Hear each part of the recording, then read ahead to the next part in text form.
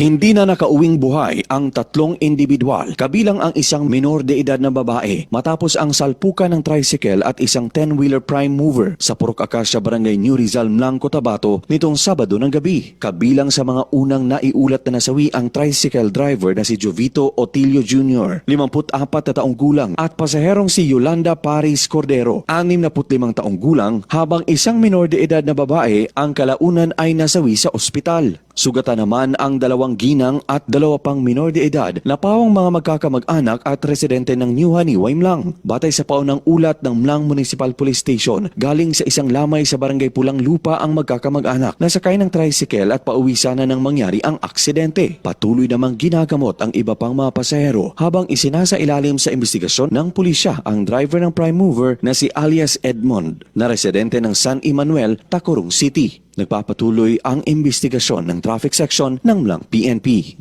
Luigi Alan Totor, NDBC, Bida Balita.